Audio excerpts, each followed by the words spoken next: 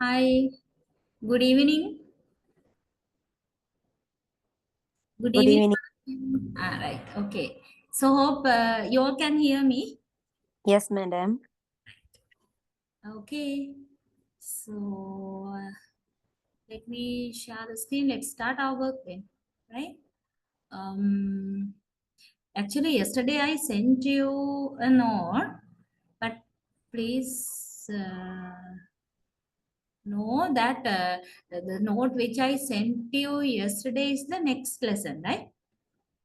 The lesson which we are going to start next after we finish this one.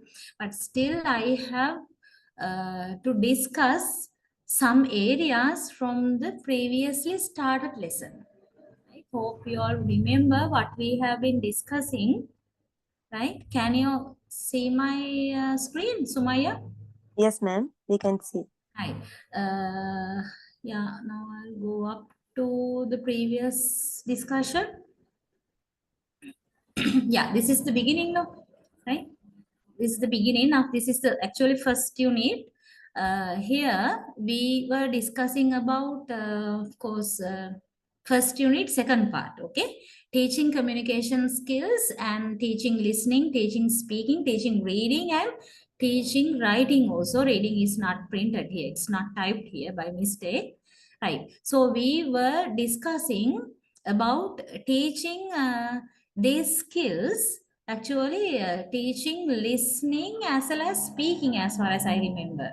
Okay, we started to talk about teaching reading here. Yeah, we started to talk about teaching reading with sub skills, paying our attention to the sub skills of reading, right? And mechanics of reading. Hope you remember about fixation, eye fixation and eye span, what we were talking about these things under mechanics of reading, right? And the process of reading and the types of reading. I think this is where I stopped my discussion last Wednesday. And I'm going to start from this point. All right. Okay.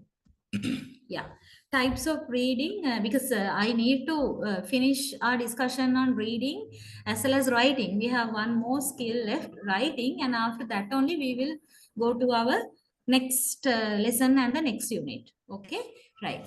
So already you have the notes of these parts of the lesson. So when we talk about the types of reading, there are several different types available, right? Now, usually we talk about skimming and scanning. They are the commonest types. Wherever we talk about reading skill, definitely we talk about skimming, what is skimming and what is scanning. And at the same time, you have these two types of reading also. That means intensive reading and extensive reading. Okay. So we will have a look at these two types. One second. Right? Yeah. After that, we will go to skimming and scanning. But now, what do you know about these two types of reading? Right now, you all are reading people now, and there may be teachers among you who are teaching the English language, and especially who are teaching the reading comprehension, right, to the students. That means who improve or who are in the process of improving the language skills in relation to reading comprehension. So you need to think how you are doing that job, right? How you are doing it. Okay, so keeping that idea in your mind, let's look at these two types first: intensive and extensive reading. Now, what do you understand by intensive reading? Intensive. You might be familiar with these terms, I think, already, but see whether you catch the idea here.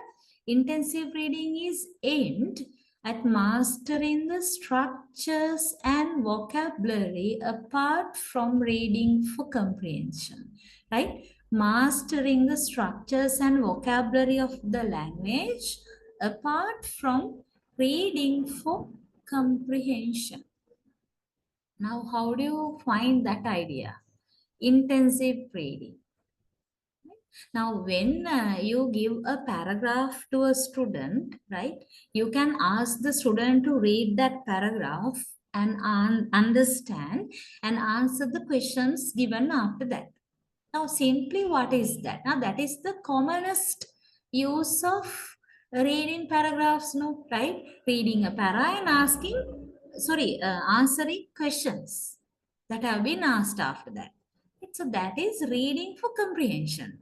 So, why should we give a set of questions to the students along with the paragraph? Because we need to check whether they have understood or whether they are understanding the paragraph while they are reading. So, to check whether they have understood correctly, we give some questions. So, the purpose of giving questions is to check the comprehension. So, that is reading for comprehension, right? That is the commonest use of reading paragraphs, actually. The commonest use of reading skill, the practical use of reading skill in ESL classrooms. But now when we talk about intensive reading, that's a little bit different. Actually, it deviates from reading for comprehension. What is the focus here? You can find, as I have underlined here, mastering the structures and vocabulary of the language.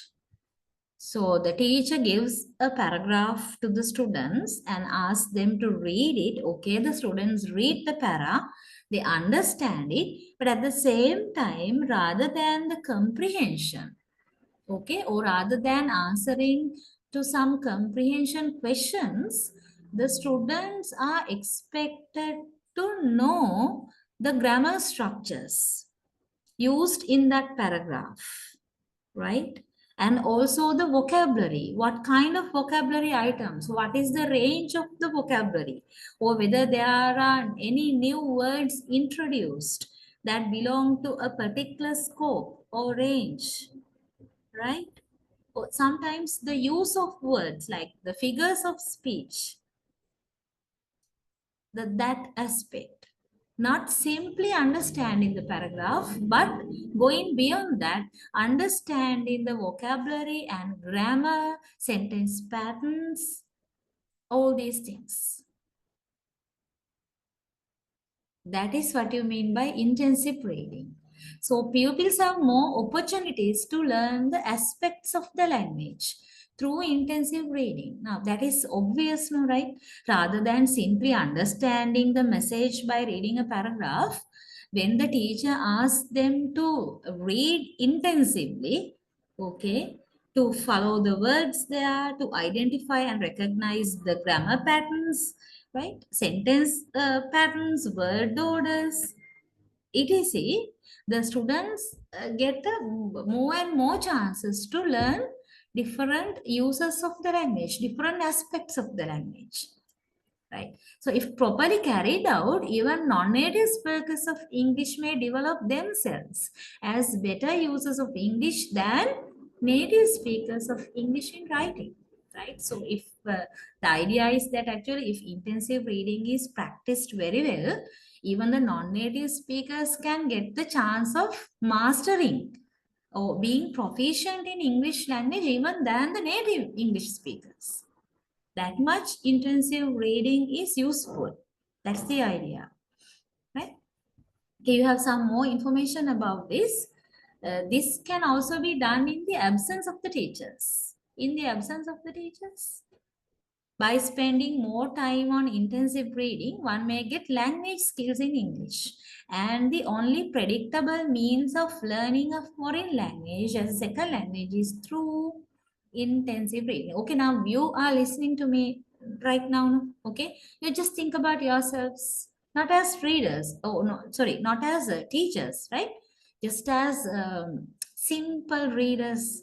Okay, you may be reading several things per day. Now, tell me, are you practicing this? Practicing in the sense, okay, are you reading intensively? What about your experiences? If you have anything to say about that?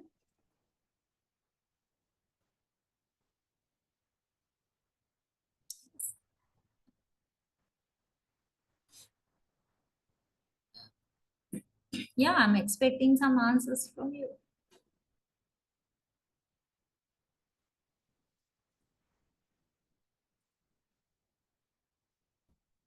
Are you listening or can you all hear me?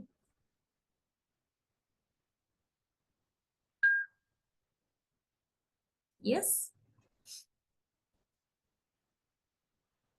Why today you are so silent? I just simply asked from you whether you eat anything intensively in your day-to-day life. That's the question. Or you are reading certain things only for comprehension. Is it only for comprehension or are you intensively reading? My question is that I think the question is clear. Any idea? I Yes, will read for the comprehension, ma'am. reading for comprehension. Yeah, may I know why? Why like intensive reading is not very much encouraged? Why is that? From your point of view, any reason? So I think, ma'am, for every time if I read a new word, every time I should refer the dictionary to search for that meaning of that word, ma'am. Yeah, so it's not practical all the time. Yes, ma'am. Hmm.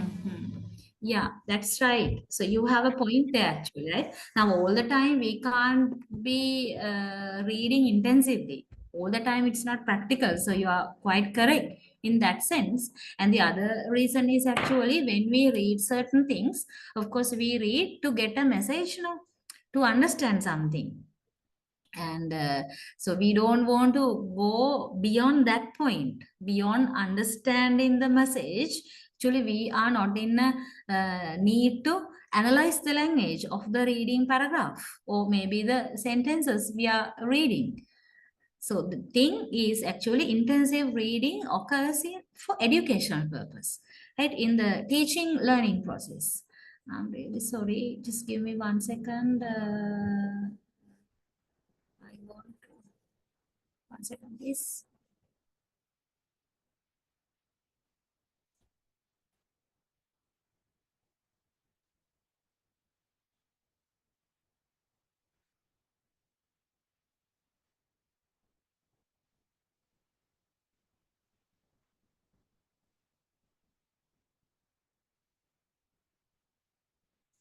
Okay. Right. Yeah. Yes. Back to the discussion. Then intensive reading is not quite common. That is the reason I think. All right. Because whenever we come across any paragraph or any set of sentences, the primary purpose, as I told you, is to read and get the idea, to get the message, and then respond accordingly or process accordingly. That's all. But remember, in a classroom, that's different, right? In a ESL classroom, it is the duty of the teacher to make the students understand the reading paragraph, and at the same time make them proficient in language. So teacher can do both these things, right, together by using a reading paragraph. One thing is the students can polish their reading comprehension skill on one hand, and on the other hand, they can get to know the different styles of using language, how to use vocabulary differently, and how to construct sentences differently, how to construct long sentences, how to construct short sentences. In the sense that is also a kind of skill, right? So all these things would be quite familiar, will be become familiar to the students if they deeply analyze the reading paragraph. So in intensive reading is very much important in that sense in ESL classroom. Okay, not in everyday life anyway. Yeah, so the idea is here, even without the teacher's presence, the students themselves can involve in intensive reading. So as earlier you said, you can use a dictionary and be familiar with the unknown words, and also you can Google some grammar patterns, right, sentence patterns, and you can get to know new things. Likewise, you can have actually self-study. Even without the presence of the teacher, you can polish your language through intensive reading. That's the idea there. Okay. Uh, Intensive reading has some prerequisites, like the readers should be able to identify the words and sentences spoken orally and acquire sufficient speed in reading. Now, what do you mean by this actually? Now, when we talk about reading, it is loud reading as well, right? And intensive reading has some prerequisites, like if you are reading something intensively, these things should be there with you. What are the things? The readers should be able to identify the words, ability to recognize and identify the words as well as the sentences spoken orally, and acquire sufficient speed in reading. So these skills, actually, these are not I do not want to use the word skill there, right? These abilities should be there with the reader for him to do intensive reading, right? Being able to recognize words that are even spoken orally, and also being able to acquire sufficient speed in reading, right? Now, there are people who are very slow in reading. I'm not talking about loud reading only here, even like reading in mind, right? They take long time to read the small paragraph, but you need to catch the time. That means sufficient speed should be there in reading. So that is what earlier under the mechanics of reading we were talking about eye fixation and eye span, right? Are talking about that. So actually, speed and comprehension do not tally all the time, but comprehension should be there definitely. But speed, even speed is required. Kind of speed is required, rather than being not being right, rather than taking a long time. Yeah, so these prerequisites are necessary for a reader to do intensive reading properly. Ability to recognize words and also ability to read fast, right? Okay, and then we have extensive reading. Now you have some idea about intensive reading now. What do you think about this one, extensive reading? Okay, we'll go to the note. In intensive reading, the pupils pay attention to almost all aspects of language, right? Pay attention to almost all aspects of language. Further, the efforts of learning the language are supplemented by extensive reading. Okay, now extensive reading is something that supplements the intensive reading. So that is the interconnection between these two types of reading, right? So what do you mean by actually extensive reading? They are like extensive readers should be interested in stories, magazines, newspapers, and a variety of storybooks will form the material for extensive readers. So now you can guess what extensive reading means. What is that? Extensive reading means reading something for entertainment or reading something for pleasure. Even you read something to get further information. That's the idea. Extensive reading. So you have a particular purpose behind reading something extensively. That purpose may be either you want to get some more information about something, or else you want to entertain yourselves, right? Reading for pleasure means that, no? Right. So they are the prime or main themes or purposes of extensive reading, right?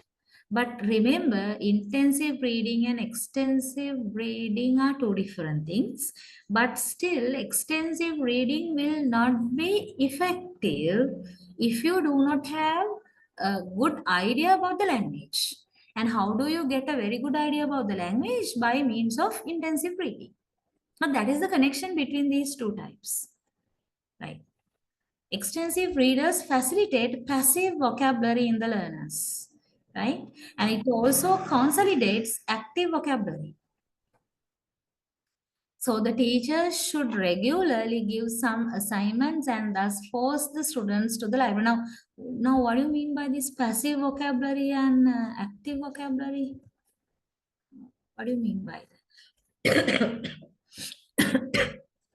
Passive, extensive readers facilitate passive vocabulary. That's the idea. What do you mean by that?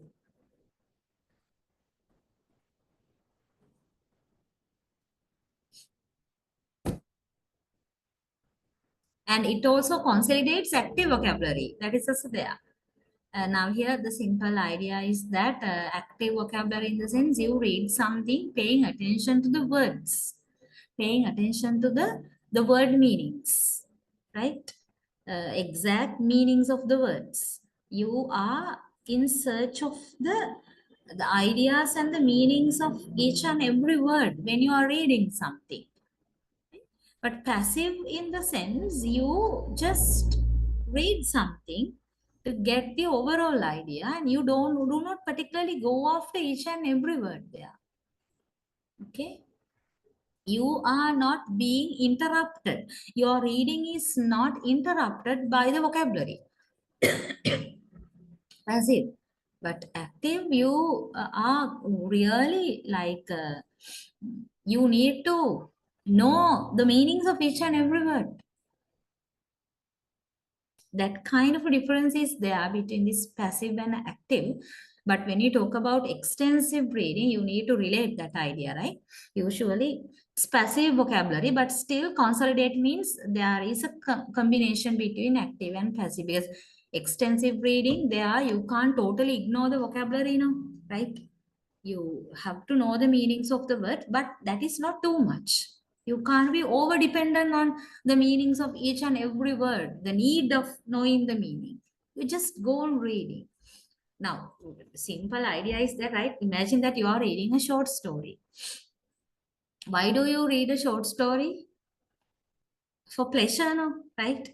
We are reading creative writings for pleasure, short stories, novels, poems. We enjoy, right? So then when we read a short story for pleasure, are we going after the meaning of each and every word? Yeah? Do we, are we bothered to find out the meanings of each and every word? No. That is extensive reading, reading for pleasure. Sometimes we even skip certain words that are even not 100% sure for us. But sometimes actually we have to know the meanings, right? So that's kind of balance, mixed type. So the teachers, now always we are talking about the teaching aspect of these things. So you all have to clearly understand the nature of the intensive reading as well as extensive reading. And being a teacher, you need to inculcate these habits, intensive reading habits and extensive reading habits in your students. So as teachers, what can we do? The teachers can regularly give some assignments, right? Can give some assignments and thus force students to the library. Now, this is a big problem, right? Even before I start my lecture today, I was just talking with about my daughters, right? Now they, not even my ones, right? That's a common issue. Nowadays, right? Nowadays, the young generation is, people are not reading actually. Even your generation, right, is relevant to this to a certain extent. Right? People are not reading nowadays. Now, as teachers, now you just have to look at this from a teacher's point of view. So, how do you solve this problem? Now, intensive reading, we'll keep it aside, but extensive reading, at least reading for pleasure, our students nowadays, they are not into that. So, as teachers, how do you handle this issue? Do you have any idea? How to handle this problem? how to make them read something, at least to get fun or to enjoy themselves? Have any idea? Yeah, if you have any experience, I don't know now.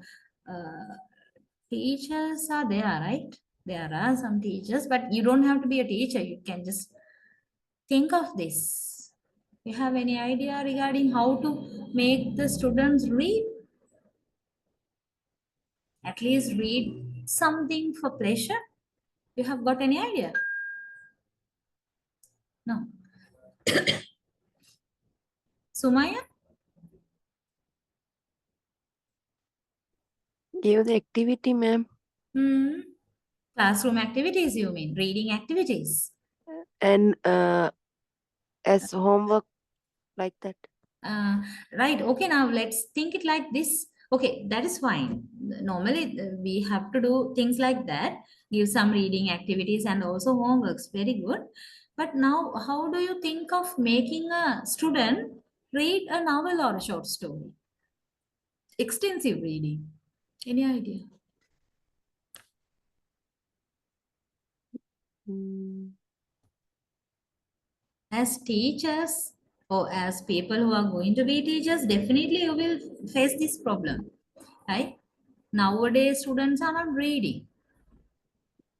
Any idea how to make them read for pleasure?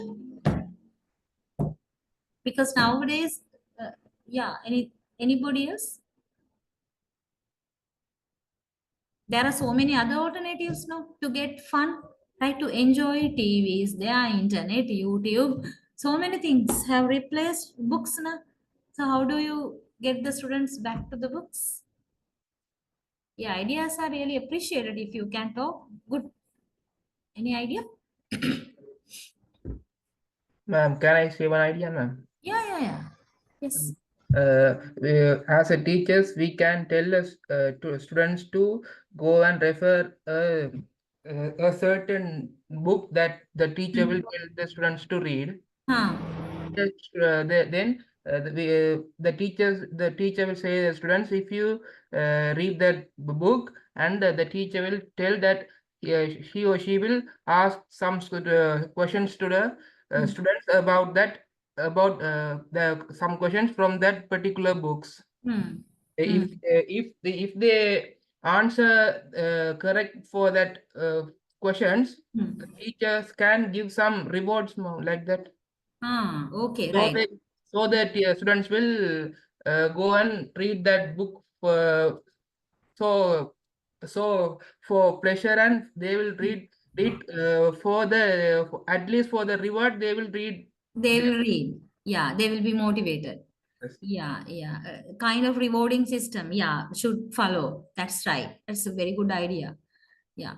So here also, okay, thanks for your Those who idea. Yes. those who didn't read, that we have to give them penalty, like Uh-huh. putting Okay. a What coin kind? in the What kind of penalty? I mean, like how? putting a coin in a till in the classroom. So how do you make sure that they read? I mean, how do you know whether they Ask read? them to present it in the class, the summary of the chapters. Ah, okay, okay. So those who are not doing will be punished with a penalty Yes. or something. Yeah, yeah, right. Now, if they are not doing it willingly, somehow as teachers, you have to get them done it, even by uh, punishing them, right? So that's right. And rather than punishing, I think rewarding system would be better to start with.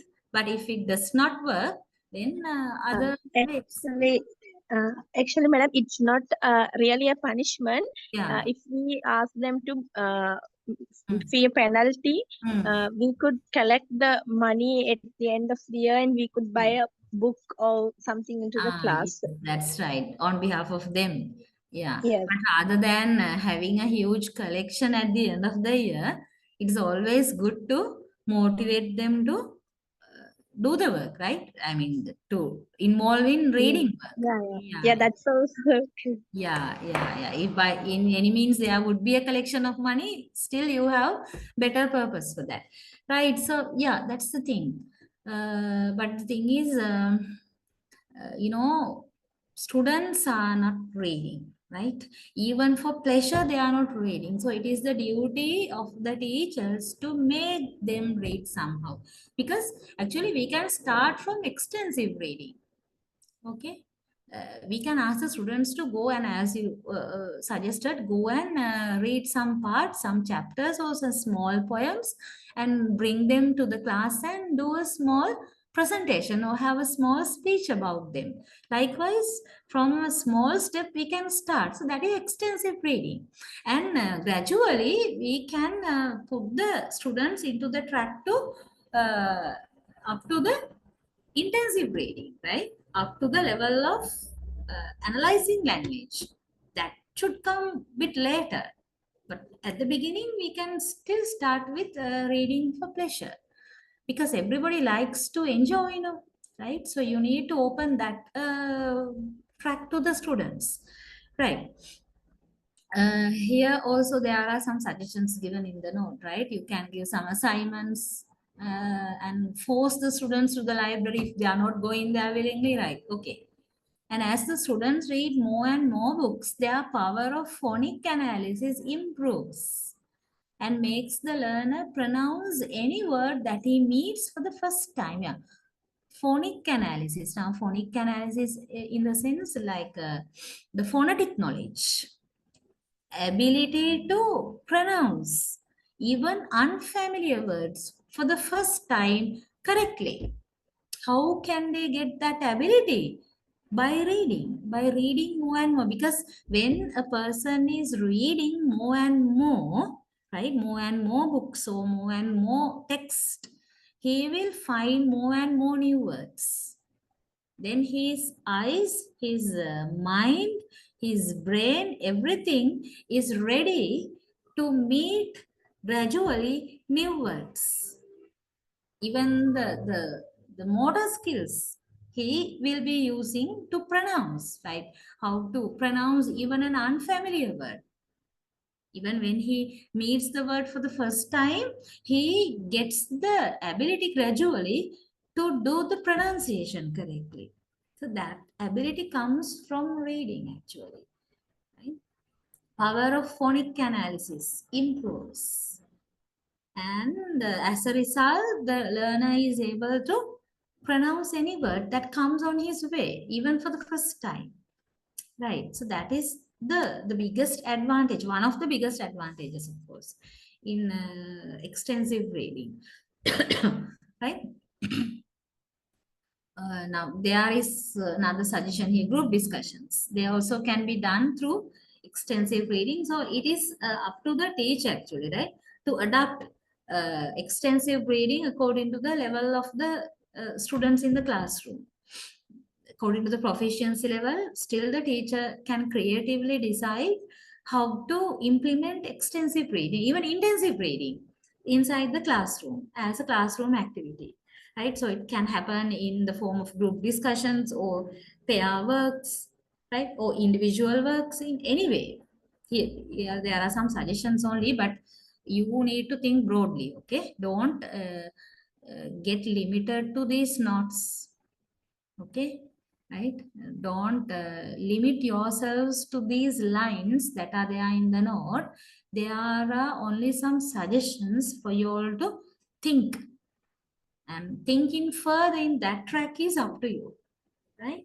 Especially when you write answers to some questions, you need to think practically, going beyond these lines actually, right? Okay, then we have skimming and scanning. I know these two are quite familiar to you, right? They are nothing new because wherever we talk about reading, definitely we are talking about skimming and scanning. At simple terms, yeah, what do you mean by skimming? Okay, now you have skimming here and scanning here. Before we go into the process of teaching reading, please go through these two parts. Skimming and scanning parts in your note. Just quickly go through, right? Until I get some water.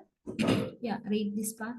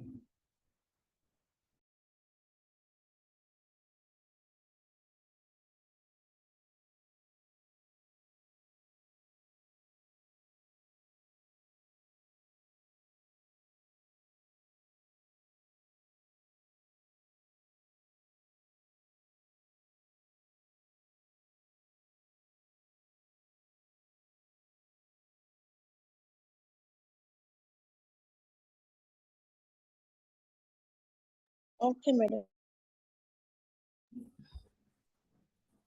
Right, okay. Hope you could refresh what you know already about skimming and also scanning here, right? So, what is skimming then? Yeah, simple idea about skimming. We read something to get the main idea. Skimming means reading something to get the overall or main idea in brief. So reading over the surface of a piece of writing or glancing rapidly through a text to find out its general content, central ideas, or gist is what we call skimming here. Right. Now, skimming is a reading skill that helps in deciding whether the book would be useful for the study. Right. Now, you know about skimming. Now, there are so many situations where we have to skim in our uh, daily life. There are situations that require us skimming, not scanning. Right? Quickly, we need to go through sometimes certain text in order to get the overall idea. Right now, just think about reading a newspaper quickly. Quickly, in the sense now you don't have enough time, right? You don't have long time left, but still you want to know the incidents that happen. Or you want to know the news, right? And you have the newspaper, the hard copy of the newspaper. I'm not talking about app, or you are not I mean nothing like that with the phone, right? You have the newspaper with your hands. Then you need to know the news, but you don't have time. Then how do you know the news? By way of skimming. That means you quickly turn the pages, look at the headlines. Usually headlines are in big font size, and also maybe some other headlines that are again like big in size.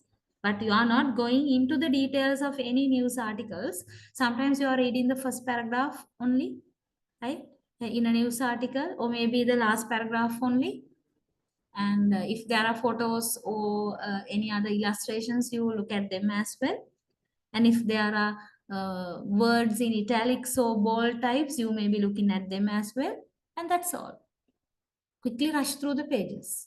Skimming is that. So you save your time, but still you can get the main idea.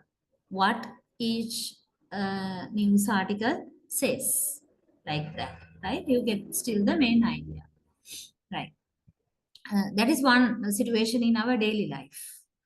And also, when you just think about the research situations, right? Research, I'm giving you some examples where we have to skim actually, right? Research in the sense, now you just imagine, now you are familiar with research culture now, right? You are going to do a literature survey. Literature survey means you are going to read. You have a kind of idea, topic about which you are going to do a research, right? Then before you start your research work, you have to plan it, no? So then during planning, you need to know whether other researchers have done this work or not. Okay, how do you know it? Uh, Without reading, you can't get to know whether anybody else in this world has done this, has done a research on this topic or not. You have to read. You have to give the keywords, and you have to search, and you have to find some research articles done by some other research workers, and then you have to sit and read them. Then tell me, are you skimming or scanning? Because now you are reading these works with the purpose of knowing whether your topic has been covered by any of these researchers earlier. That is your focus, your purpose. Are you skimming or scanning?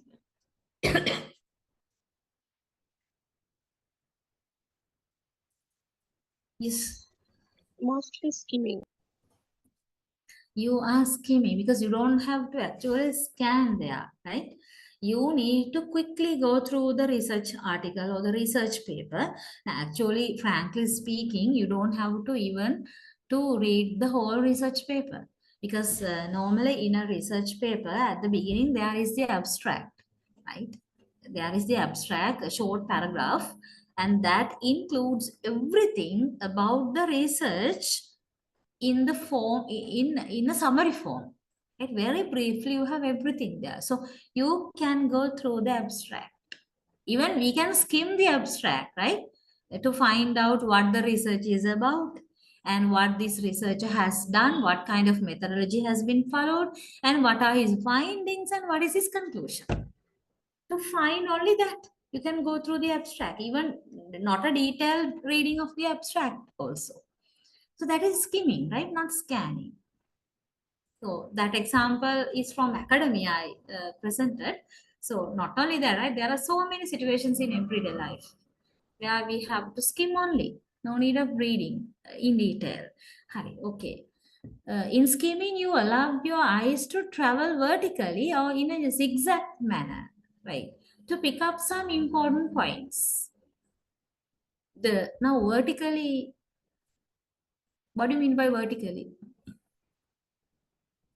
From top to down or from left to right? Vertically.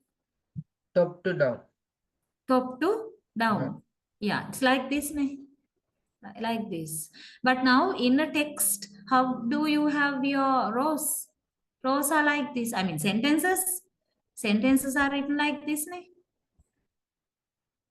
Okay. So when we are reading normally, how do we read? How do your eyes move from left to Right. right? It's like gradually we are reading like this now. Okay, so that's slow reading and even scanning. That is how we move our eyes. But in skimming, it is not from left to right, it is from top to bottom. Okay, or sometimes it's kind of zigzag like this. We are not exactly moving our eyes from left to right? From kind of like we are from top to down, we are moving our eyes.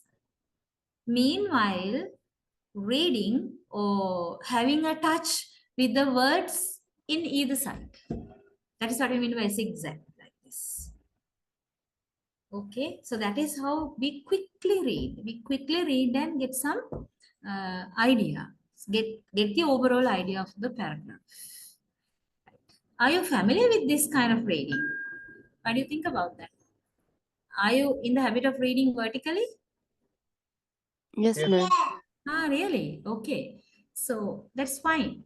Okay, but still make sure whether you understand the text also, because this is kind of risky sometimes. You might miss some important points. Even you might miss main idea if you are not being careful. Right. The reader makes conscious efforts while skimming through leaving conscious efforts. That is why I told you to be careful, right?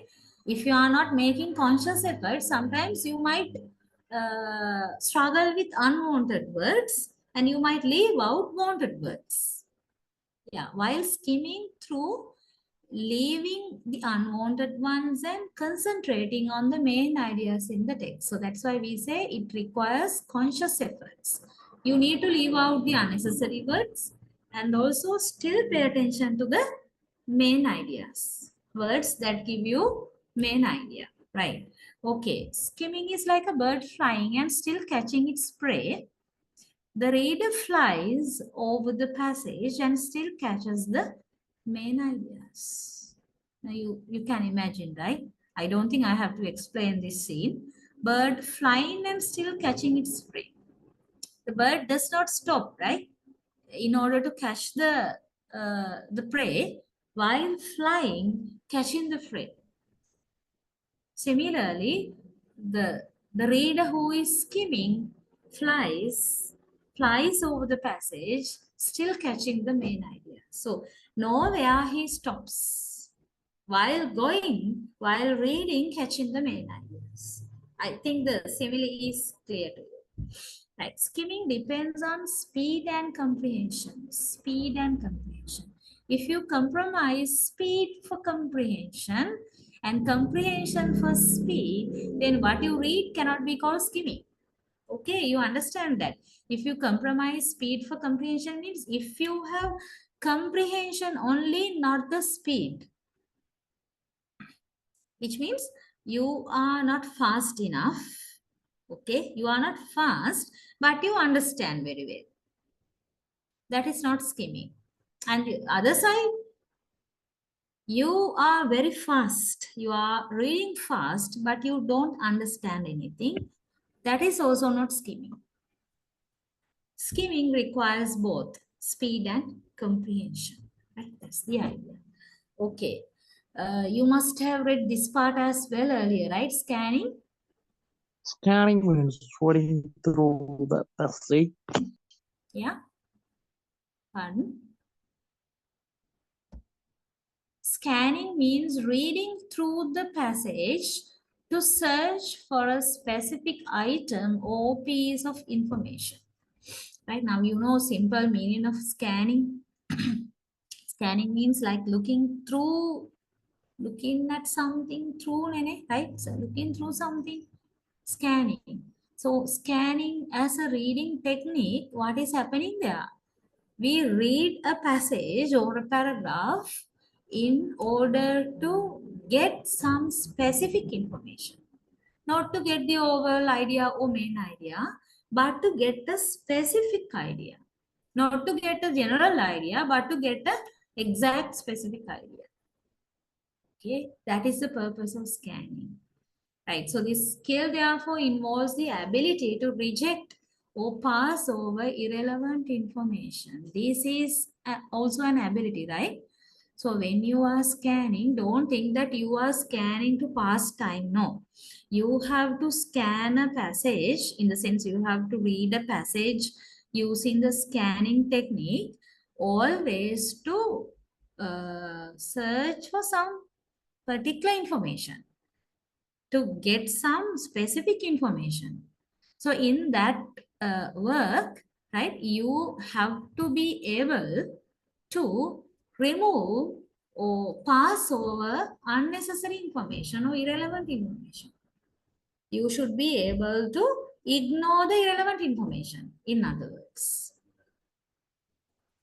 But still, if you can't recognize what are relevant information and what are irrelevant information, then you are not doing scanning.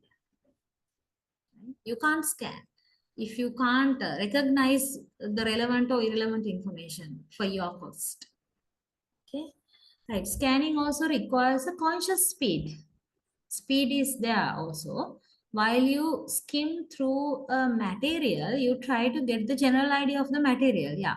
But you scan a material to get specific information. This is the fact there, right? Point. When you scan, you are conscious of avoiding all the other words. However important they are, right? However important they are. And your main purpose is to locate the specific information you require.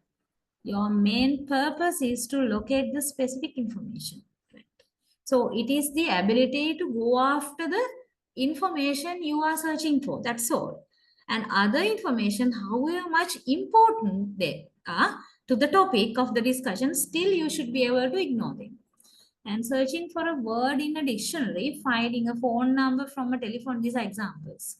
From a telephone directory and searching for information from the chart of authorized travelers on a train are some examples for scanning in our everyday life. Okay, everyday life. I think you can understand what scanning is clearly. Already you knew, I hope, but with these discussions, became clearer. Okay, right.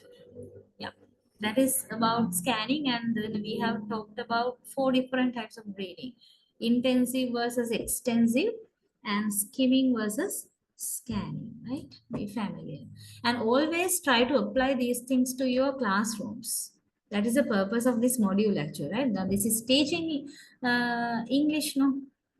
Teaching the skills of English language. There, how do you apply these things in your classroom in order to make your students better readers? Right? Think about it. Now we have another discussion here talking about the process of teaching reading. Okay, there are from step number 1 to step number 8, right? There are 8 steps, and after that, we'll be talking about the skip 3R technique. Right now, I'm giving you again the reading time, okay? One reason is actually today at a stretch, I'm not able to talk at a stretch. Still, I have big problem with my voice. It's one reason. And the other reason is actually still I believe that you need to be familiar with the lines we are discussing here. Right? So therefore, for both reasons, I am giving you few minutes reading time. Okay, please read from step 1 to 8 here. Right? And be familiar with the context, and after that we'll see.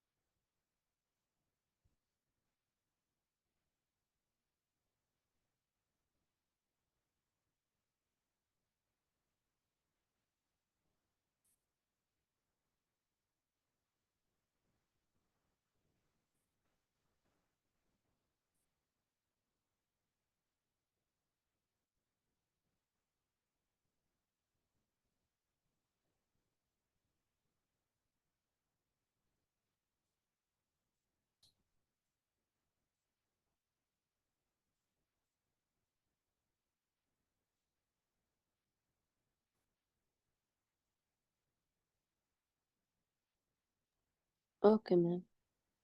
Okay. Right.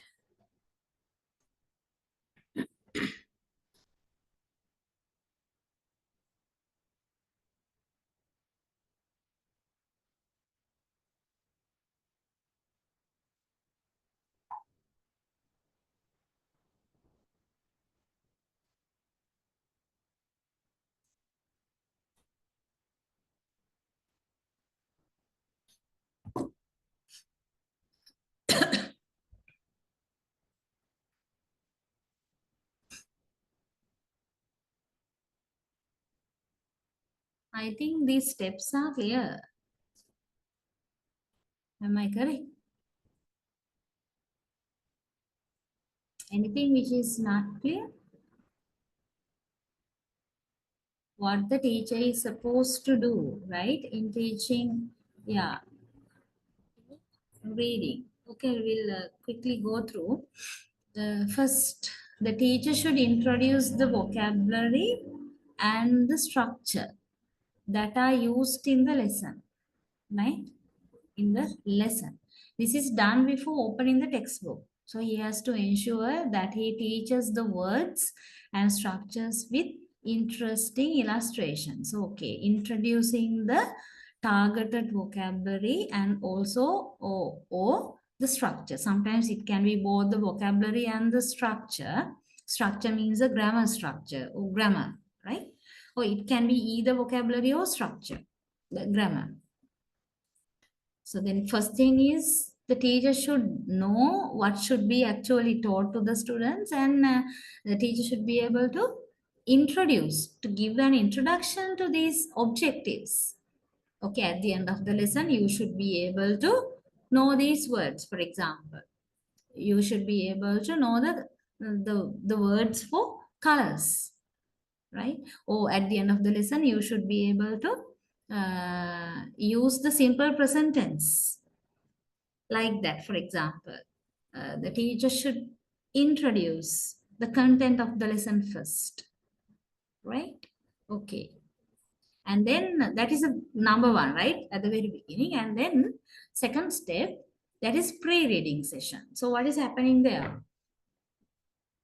The teacher gives all necessary information that will facilitate to understand the text while reading. Okay, you be familiar with this idea. What's happening here?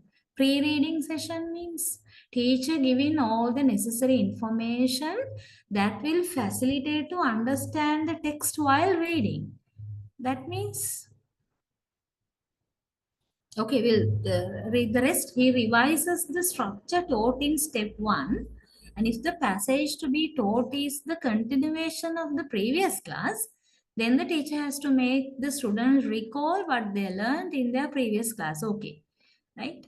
But rather than thinking about the previous lesson or previous class, what do you think will happen in second step, pre-reading session?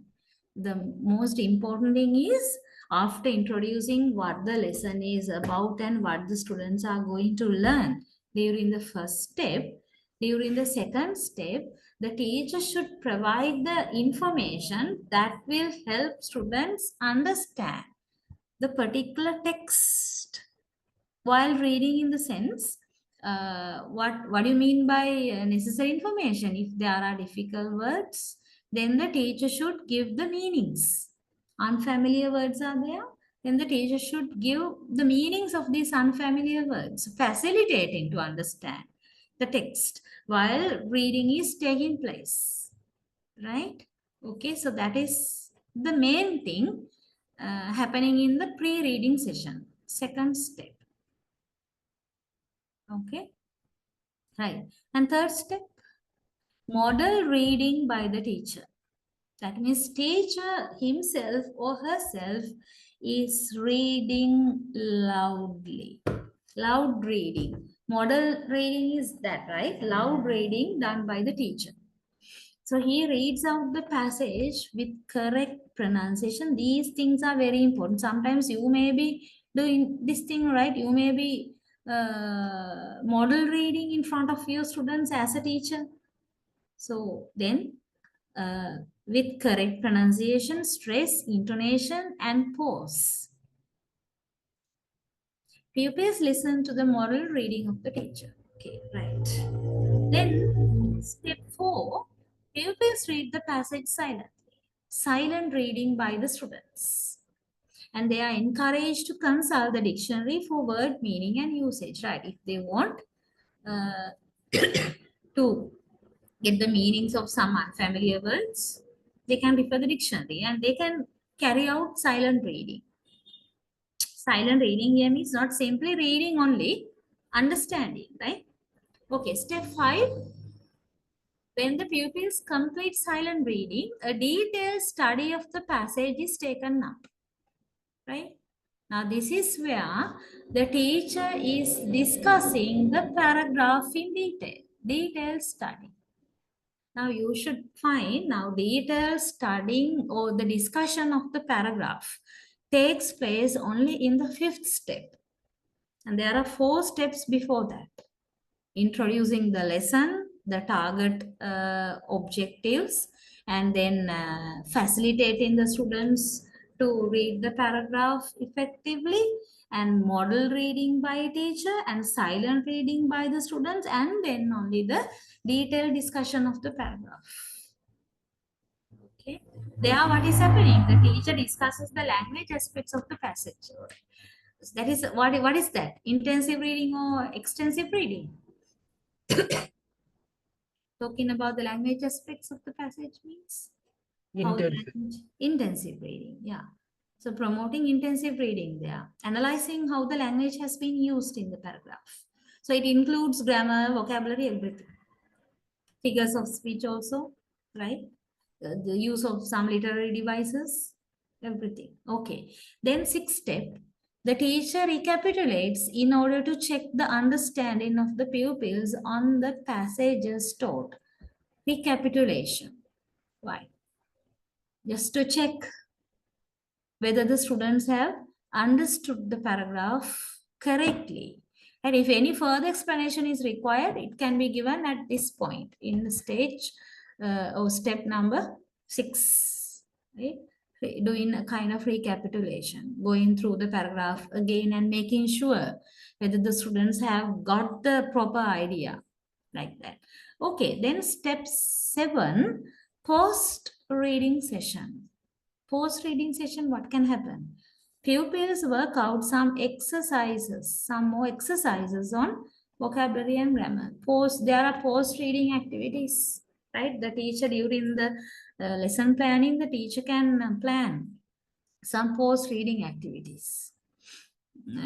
So these activities can be designed to check their comprehension, not only the comprehension, right? Not only the comprehension, but also their language.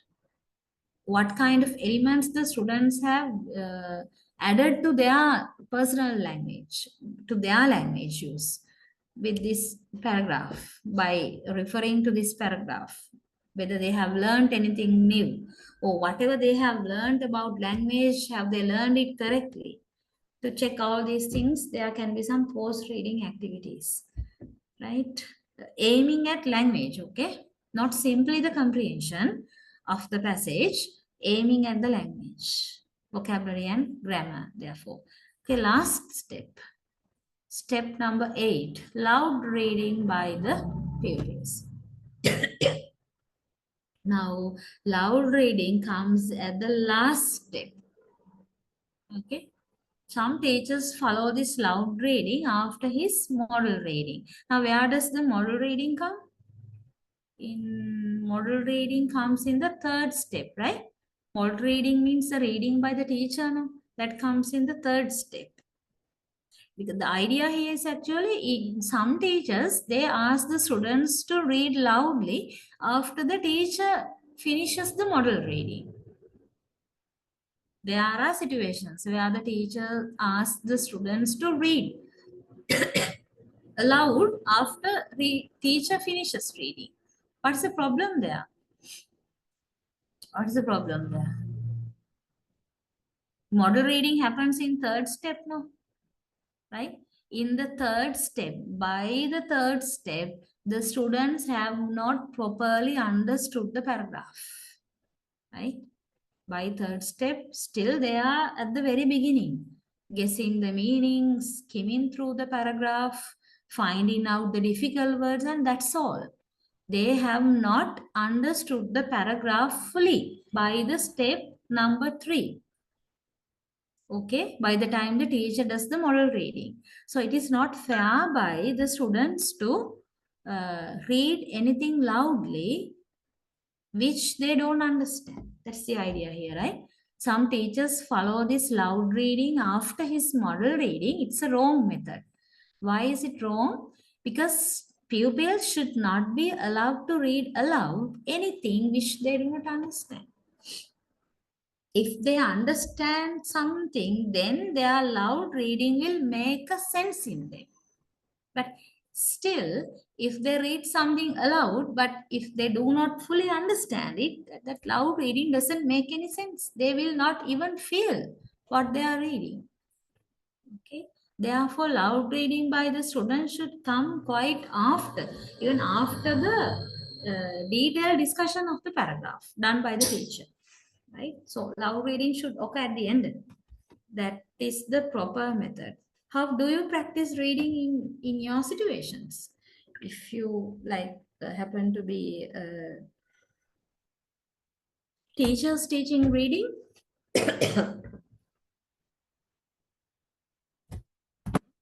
any idea about that? You are never asking your students to read the paragraphs loud. The placement of loud reading, you need to think twice anyway, right? If you follow it according to this procedure, then that's fine. But there are situations where it doesn't happen like that. Okay, so right. Now, when we talk about reading, this escape 3R technique is something important to talk, right? Yeah, this is there in your module also. Then I thought of adding it to our discussion. SQ 3R technique. It is actually survey, question, and 3R. S stands for survey. Q stands for question. 3R means read, recite, review. All the three words beginning with the letter R. Read, recite, review. So what do you mean by SQ3R? Survey, question, read, recite, review. That is, yeah, you have the explanations there. That is a particular technique, right? Okay. I'm giving you again reading time. Please read. SQ3R technique up to reviewing, right? Up to reviewing. Quickly go through the note, please. Today, I think I have to give you some more reading time, right? Because I am not in a position to read, sorry, talk continuously. Yeah, anyway, take time to read and after that we'll talk from this point onwards.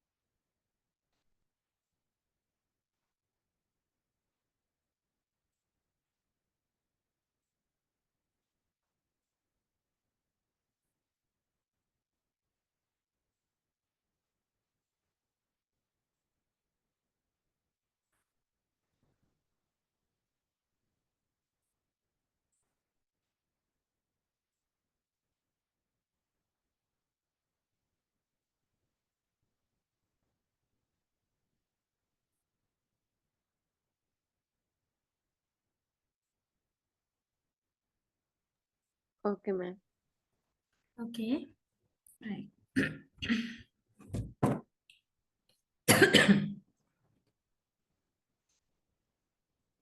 Skill 3R technique, right? Okay, here you have a very short introduction at the beginning. Yeah, we'll go through them. Teaching of English aims at making the learner to be an independent reader. Okay, independent reader. An efficient reader should be able to read and comprehend the content that he reads. Then to become an efficient reader, he has to possess some study techniques. Right. Reading enables the reader to know what information the author wants to pass on to him. And a skilled reader is not a passive recipient of what the writer wants to say, not a passive recipient.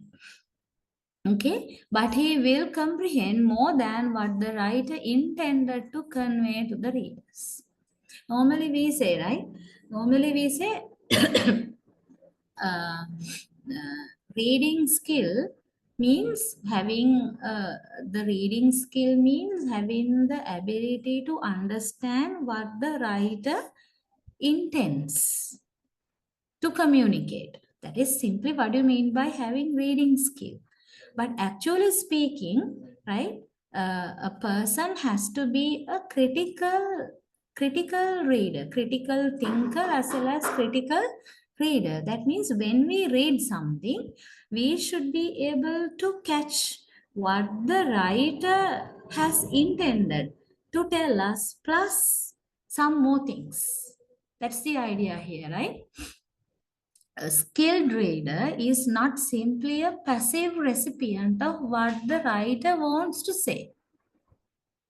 A critical or skilled reader should go beyond, and that kind of a reader will understand something more than what the reader has simply meant to tell to the readers. So therefore, actually, rather than a writer, it normally says, right? There's a saying, rather than a writer, a reader has to know more language because his scope is wider than the scope of the writer. Right? Imagine I'm writing something, okay? I'm writing something, and when I write something, actually, I am within a particular scope. No, I limit myself to a particular narrow or whatever kind of scope, and within that scope, I produce my essay. I write my essay. We'll say I'm writing an essay, okay, and then I write and give it to you. Then you are my readers. You are reading my essay. But when you read my essay, do you think that you also should be equally limited to the scope where I was when I was writing the essay? No, it's not like that. You don't have to be within the scope, within the narrow scope where I was when I was writing the essay. Your scope may be wider than that. And that is why you can give different interpretations to what I am telling. Okay, so therefore normally we say reader needs more language than the writer needs. His scope is wider than the scope of the writer. Okay, only a skilled reader can enjoy this privilege, right? Only a skilled reader, not a passive reader. But we have seen mostly readers, listeners, learners to be very passive, right? They simply get what they hear, what they see, and they just digest it. That's all. They don't put what they listen, what they study, what they hear into critical analysis, right? They never analyze. They never think critically. They just simply get them. That is not the way of a skilled reader. Okay, a complete reading involves complete reading. Involves reading, understanding, reacting, and integrating. Right? These four. Right. It is not simply reading. It is understanding and also reacting to that and integrating. What do you mean by integrating? Any idea? Integrating means like connecting, combining. Okay, like combining the things together, like forming a complete picture from the parts here and there. Maybe the parts which you have from your previous knowledge, right? Okay, and then connecting them to the newly acquired knowledge, new things you got to know from reading the paragraph, like that, integrating the things, connecting, making combinations. When the reader fails to react to what he reads, then the reading will be meaningless and incomplete. So reacting is also important there. Okay. So the teacher has to prepare his students as active readers. Active readers means critical readers. Only by applying better study techniques, we can get the benefits of reading. So how to make a person active reader or critical reader? For that, we have this SQ3R technique. Franchise P. Robinson is a person who has developed this technique, and it's a good example of a systematic approach to reading. Systematic approach. Well, we'll see. SQ3R, survey, question, read, recite, review. You know what surveying means, right? Survey, rapid glancing over the book that the reader intends to read for assessing the book, right? Surveying means like quickly going through a text or a book. Surveying as a technique is applied in reading also, right? The reader turns the pages randomly. Now, in a way, survey is a kind of gathering main ideas in skimming. Verifies whether the subheadings are in line with his expectations, or sees whether the text is supported by proper illustrations and other aspects that would encourage the reader to take up reading. Right. So this enables the reader to have a prior understanding of the text before starting up reading. Prior understanding. Right. This is an extension and authentic work of pre-reading, right? Surveying something. There, like means you are in simple terms, you are gathering information about the book or the text you are going to read. You can gather information by quickly turning the pages, or you quickly going through the paragraphs, skimming. By skimming, you can survey, right? And remember that happens before you actually read in detail, right? Okay, surveying. And then Q, that means questioning.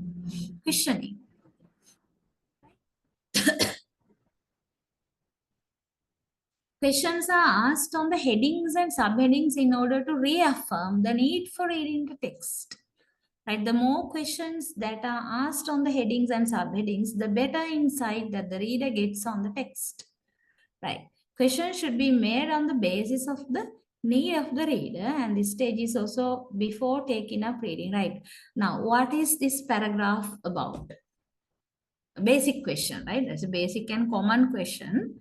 Like that, you can use WH words and form some questions based on whatever the information you have received up to that by surveying. Okay. So when you ask questions, you know you would be focused, right? You know what exactly you are going to read. By way of answering to these questions, you know, at least you have to read this paragraph to find out this information. Okay, so questioning is very effective, and sometimes it happens, although we do not do deliberately. When we read a paragraph, now don't you think so? Sometimes it happens to you as well, right? When you read a paragraph, automatically, sometimes, most of the time, in your mind, you might raise some questions. What is this paragraph about? Why he is going there? Like that. Okay. On the content of the paragraph, you are raising some simple questions within your mind, and you are reading actually. You continue reading in the form of answering to these questions. Question is that. Okay. And then read. Next one. So this is where the reading takes place. They would have understood something of the text from the survey he conducted on the book, and the questioning that he made, he means the reader here, okay? made on the headings and subheadings. And the next stage is while reading stage here. Yeah, actually this surveying and questioning happens during pre-reading time. Okay, and read means while reading stage, you are in detail reading the paragraph. So while going through the text, he will now understand the main points and concentrate on the illustration that will supplement his understanding better. Right. Okay. And with proper serving and questioning, now he will be able to anticipate what may come next also.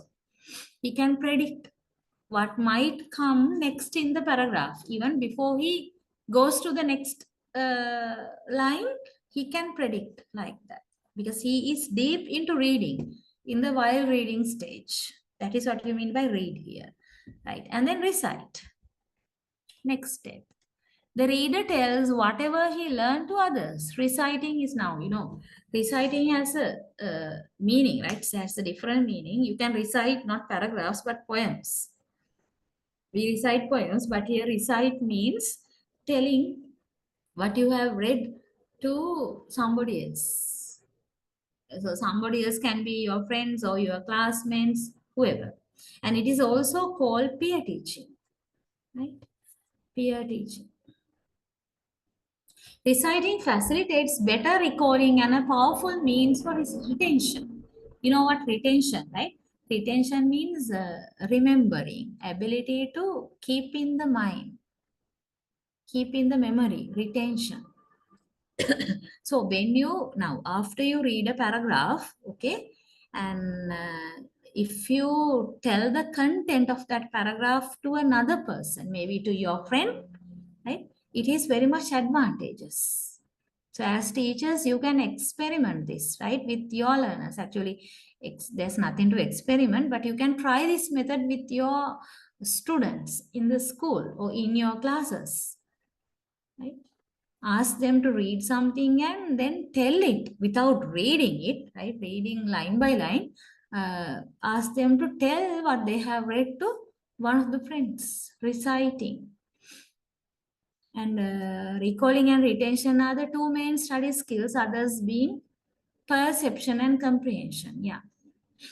Recalling and retention, these are study skills, recalling means having the ability to remember. Retention is the same thing, right? Saving the thing in the memory.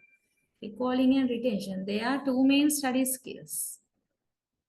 Other study skills are perception and comprehension, right? Now learners should have study skills, skills of studying something, learning something. Perception, comprehension, recalling, retention are the study skills a learner should have. So by reciting a paragraph, recalling and retention skills will be improved. Okay. That way, reciting is very useful to present the point in sequential order and an aid for retention. Yeah. Okay. Right. So that is important. Then third R actually review. That is the last one. What do you mean by reviewing? It means periodical revision of the things that are learned. Right? Periodical revision, like gradual revision of the things that are learned. So anything that is neglected is bound to be away from the mind of the people. Right? So the reader has to review the items that are read, and it also functions as post-reading.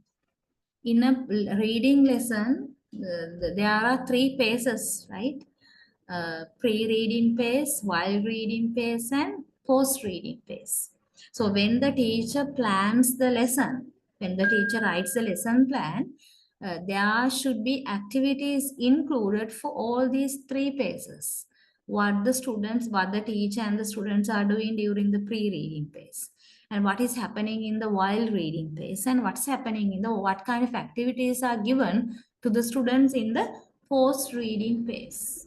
So review is one of such activities. According to SQ 3R technique, review is the most important and effective activity the teacher can give to the learners. That means reviewing the items. And reviewing can be done using many methods. Okay, right? The teacher can, like methods, for example, the teacher can give a set of questions, or the teacher can ask the students to produce something on their own based on the content of the paragraph, right? Reviewing the paragraph. Or else the teacher can ask the students to tell certain things about the paragraph as what they have understood, or anything in association with the paragraph, right? Reviewing can be done in so many different ways. So that is in post reading. Post reading facilitates understanding the text critically also, right? Critically. So this critical understanding, critical reading, that's a must in reading comprehension, in a reading lesson. Okay, right. So we were talking about reading here. This SQ3R principle is very much important, right? It may be new to you. Are you familiar with that? Actually, I did not ask that question at the beginning of this.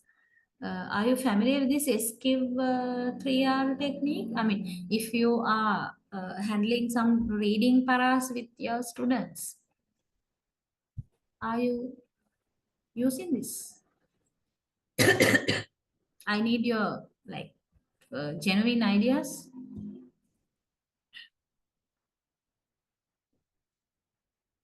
Especially the survey and question techniques. No idea. Yeah, if you are a teacher, of course, you know what I'm asking from you. If not, may not be that much familiar. Anyway, this is an effective technique, right? So you also can try this during teaching reading. Okay. Then I think we have this latter part, right? Note taking and note making skills. Before we go into writing, okay, no need of having reading time. Just quickly go through this one. What do you this? Note taking and note making, these are also skills, right? And actually, I don't want to limit these skills to reading scope, right? Okay, we'll go through this. Note taking. Note taking and note making are two things, right? Two different things. Somewhat similar, but two things. What do you mean by note taking? Note taking means we listen to something and take down the notes. Especially, imagine a lecture. A lecture is going on. The lecturer is not giving any notes, right? He is talking and talking and talking. Then while listening to the lecturer, what the students can do, because the lecturer is not giving particularly the notes, no? So the students have to listen and take down the points, maybe in point form or in the form of a mind map or whatever method, they take down the notes while listening to the lecture. That is one example where you have to take notes, right? Another situation, what do you think about this? Journalist, what do they do? Journalist, when they participate in press conferences, the politicians, right, they are telling a lot of things, no? Do you think that the politicians are slowly telling the things so that the journalist can write down everything, all the sentences from the beginning to the end? No, no. Okay. Politicians are kept on talking and talking. And I mean, there are easy methods anyway, right? The journalists are, they are just simply recording and then going and later on playing it and listening right down. But still, the journalist can listen on the spot and take down the notes, jot down the important points, actually jot down the points, jot down the ideas in point form. Note taking is something like that. Okay. Usually in universities, we don't have lecturers who are reading notes, right? Lecturers, they are conducting lectures. They are explaining, describing, giving examples, expanding certain points, that's all. And the students, according to their level of knowledge, they are taking the notes. So higher education mostly depends on taking the running notes. That's the idea, right? Note taking is a study skill which can be nourished among the students, encouraging them to take notes from the lectures in schools and colleges and speeches of eminent personalities. Right? Even the as teachers, you can encourage your students to take notes by making them listen to some speeches, right?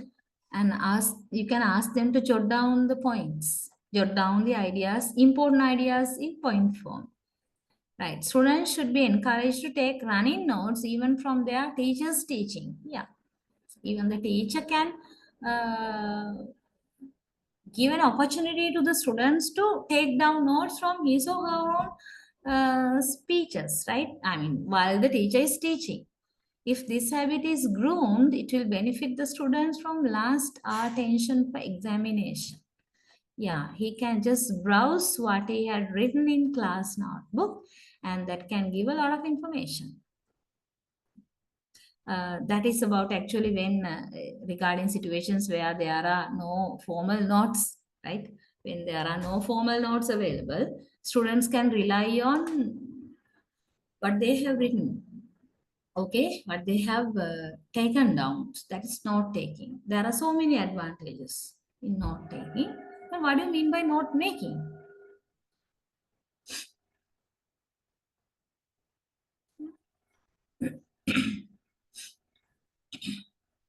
That is also a study skill. What is happening there? The students will prepare their own notes. Students preparing their own notes from reference books, mostly from reference books. Finally, they will prepare a brief summary of the notes, and students have to be trained to prepare notes from news items, etc. And they should also be trained to describe a bigger event in a nutshell. Right? Note making involves reading, comprehension, and analysis. And note making will sharpen their concentration. So there are so many advantages of note making. But did you notice the difference between note making and taking? Is that clear? Sumaya? Yes, ma'am. The difference between note taking and note making? Yes, ma'am. Yeah. Because note taking, you just listen to something and take down notes. But note making, you prepare your note, right? In a way where anybody can read and comprehend, including you, okay? And to make the note, you can base on some reference books or even the notes you have taken while listening to a lecture or speech or something, right? You can make your note using the notes that have been taken also, not only the reference books. So note making is very much, I mean, important, very, very important, because it requires your reading skill, comprehension skill, and also analytical skill. Now imagine that you have a chapter, right? I give you a book chapter, quite lengthy, like we'll say 20, 30 pages are there, right? Lengthy book chapter. And I, with a particular heading, and I ask you to make a note on that. Then what are you going to do? You have to read. We'll say there are 30 pages. You have to read all these 30 pages.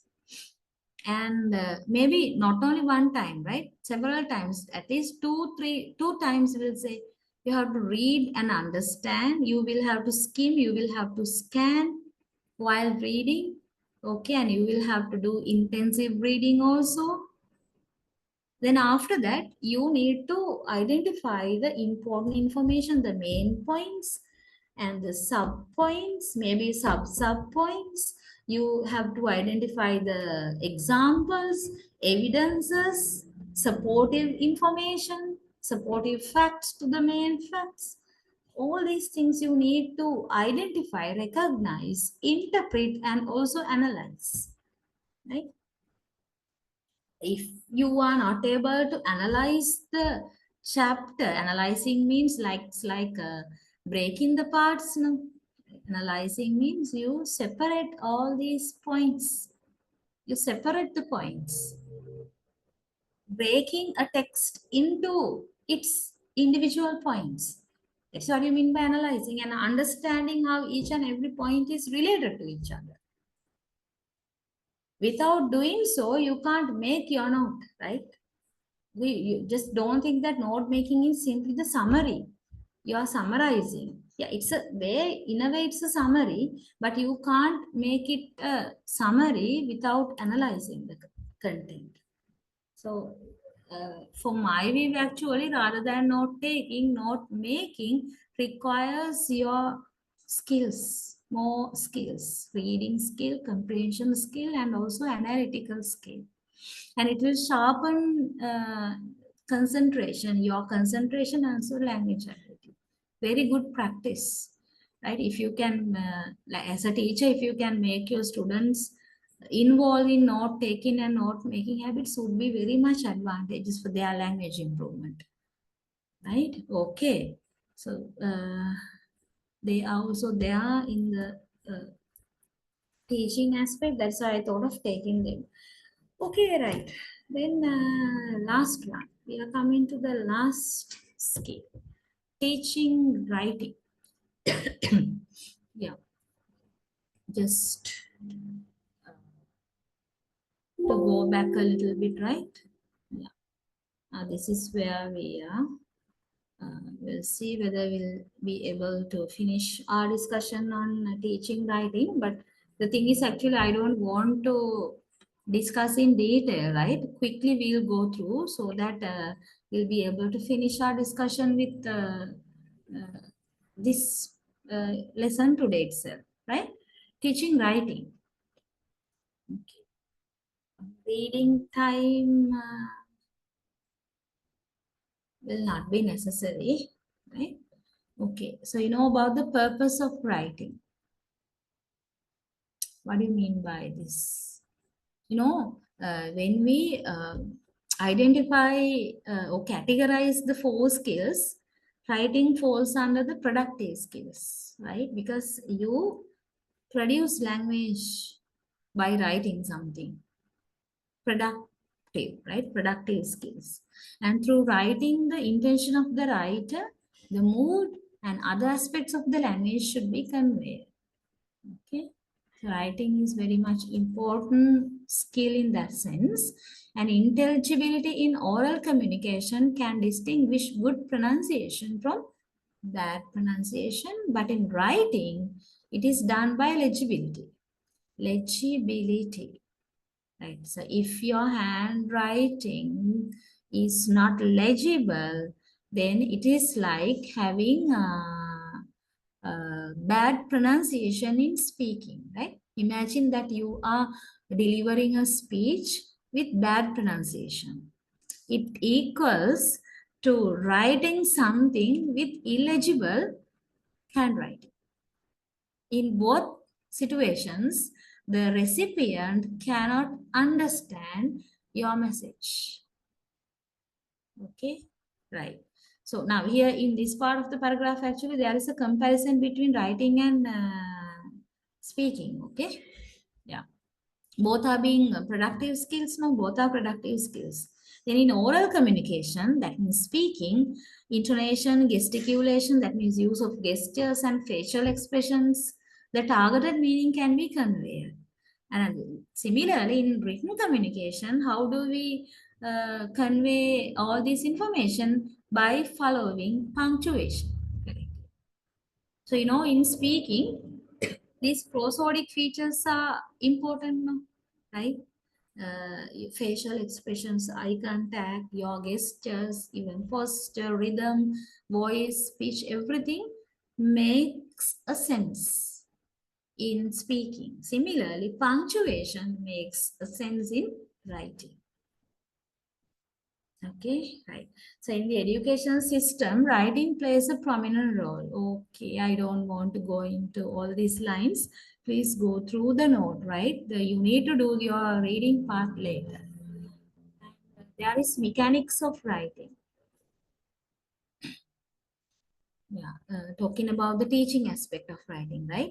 So writing pattern, the teacher first has to train the students to hold the pen properly and at the beginning of teaching writing. Now, you know, this happens, this starts in nursery level itself. So only when they hold the pen properly, they will be able to do good writing, right?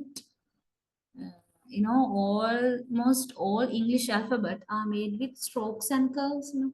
So for that, their hands should be able to draw these lines, strokes, curves, everything. For that, holding the pen is very important. That is the first thing.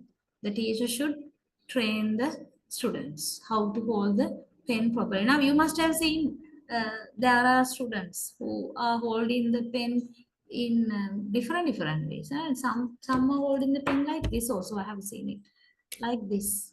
I don't know whether you can see in my video, right? Like this also very effectively and fast writing rates.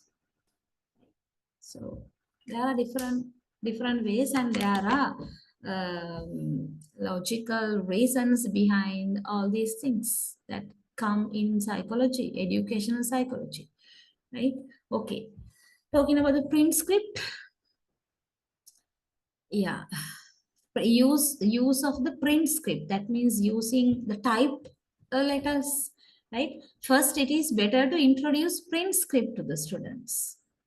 Any other type will have a different form and this will confuse. Print script means it's unique, no, right? If you select the font type Times New Roman, then okay, right? Whatever you type, there will be a uniqueness, uniformity. All the lines would be the same, right? There are no different handwritings, so that the students will not be confused. If there will be different fonts, then by reading them, the students will be confused. Then it will affect their writing. Till they are familiarized, they should not be introduced to any other form, right? So in print script, also it is advised to use only capital letters first. When the students are given some text to be used as specimens for them to learn writing, better to give them in the form of print script. That means you type and get a printout, and also that should come with the initially with the capital letters, right? So later on, when the students become familiar with the alphabet and when they learn about the simple letters also, they can choose, okay, which letter should come particular place. When you start a sentence, there should be the alphabet, sorry, a capital letter, and at the beginning of the proper nouns, there should be the capital letter. Likewise, they will be familiarized to these rules later on, but introducing with the capital letters first. That's about mechanics of writing. Okay. Then here you have some information about composition, right? Talking about composition, guided composition, and free composition. Yeah. So there are two types of composition. Composition in the sense, now you know the simple meaning of the word composition, right? You compose something, which means you write something. Composition means a written piece. Okay, then what do you mean by guided composition? Guided, in other words, controlled composition. Guided or controlled composition. What is happening there? The teacher provides the students with the required vocabulary and structures with the thoughts and ideas to be expressed. Teacher is giving all the necessary the information, the details. Okay, you should write about what? About your, yeah, for example, let's say about your pet. Write an essay about your pet. And you should use the words like, you can give a list of words. Now, the students are writing an essay about the pet, and that is an example for guided composition or controlled composition. Teacher is controlling the students in every other aspect, in language aspect as well as in content wise, language wise and content wise. Now, at this level, students seek the help of the teachers, and teacher with specific aims at his mind controls this type of exercise, and that is the nature of the guided composition. Okay, and this is how the teacher can use the guided composition in the classroom. I expect you all to read this part actually on your own. Okay, so I'm going to skip this part.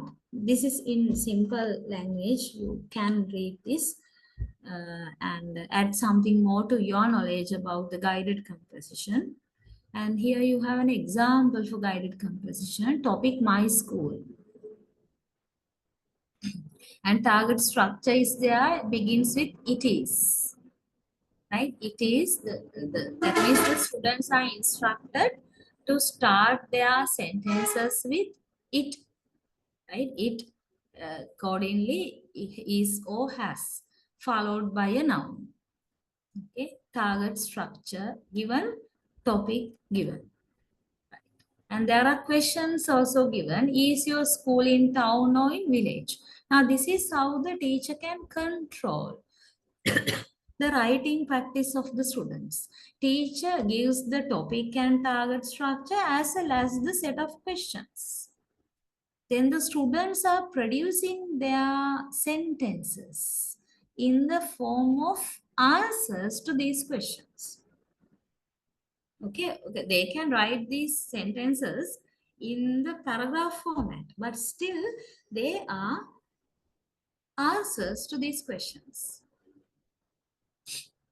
Okay, so this is something like a guided composition or controlled composition.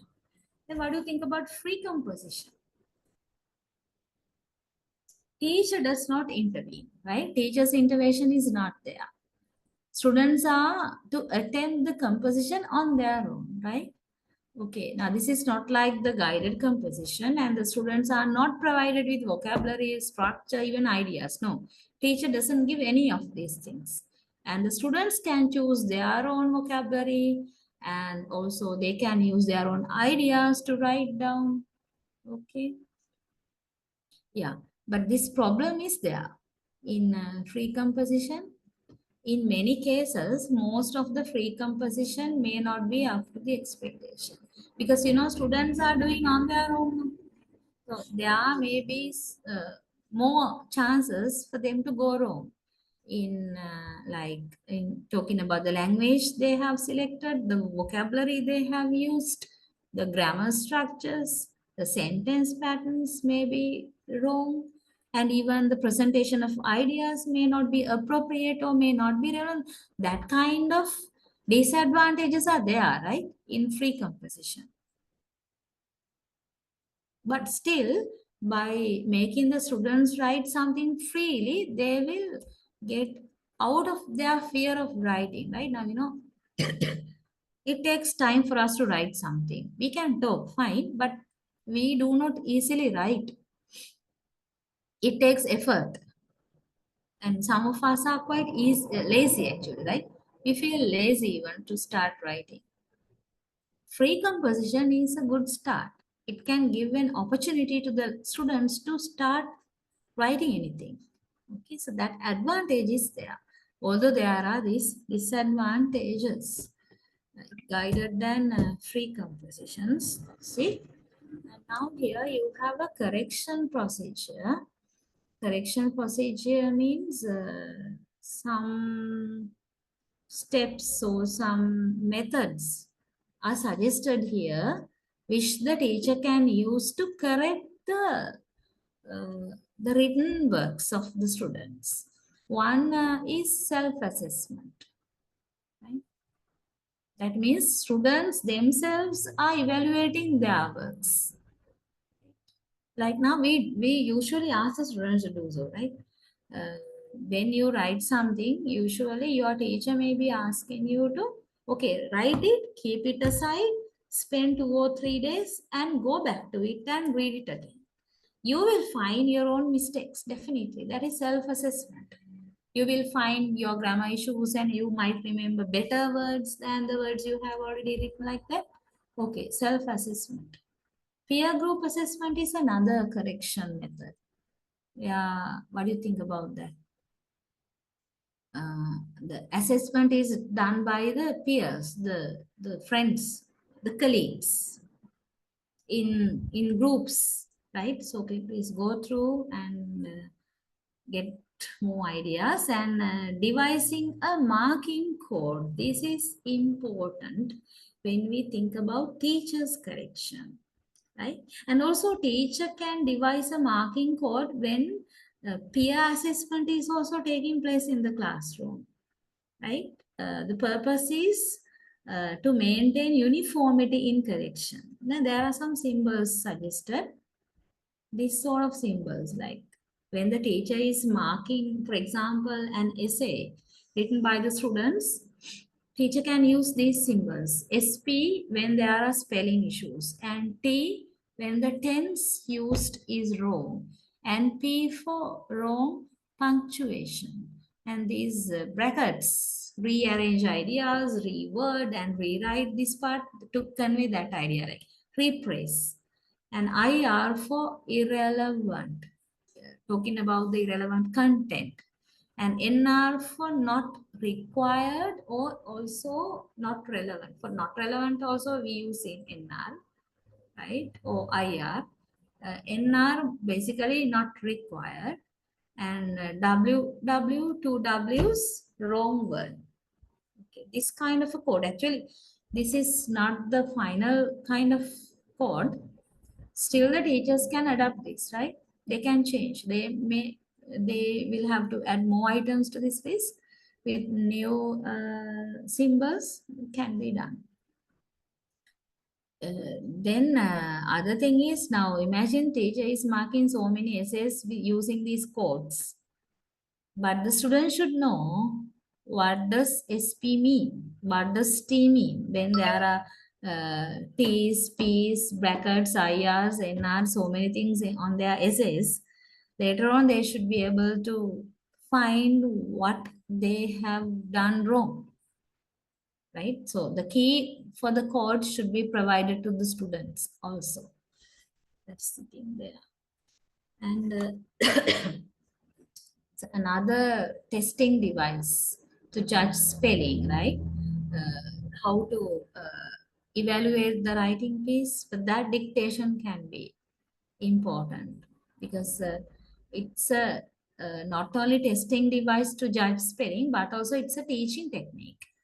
How do you use dictation as a teaching technique? It gives a lot of benefits to the learners to have a command of the language. Like, for example, it trains the ears of pupils and they can associate the sound with spelling, dictations, words, right?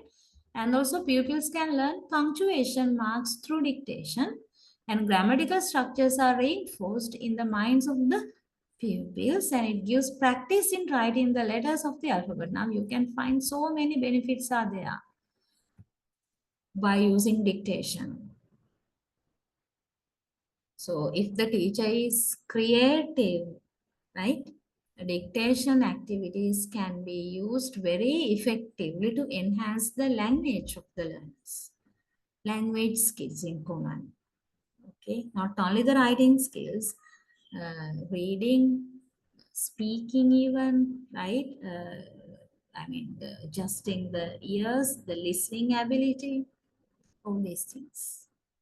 Right, so this is something more about dictation. I invite you all to read the note on your own, because now towards the latter part, actually, I was skipping some parts here, hoping that you would read on your own, right, these parts, and complete your understanding of the note, right, on this unit, right? Okay, so we finish our discussion on teaching part, right? Teaching, listening, speaking, reading, and writing. And in the next unit, I already have sent the note to you. I will start the discussion of that next week. We'll move on to another different discussion under teaching English module. Okay, right. Okay, then, yeah, it's time for me to wind up the discussion. So hope you all are listening up to now, right? Okay, then we'll meet next day as well, right? With the new unit, new lesson. Right, then, good night, all of you. Good night, ma'am. Good evening.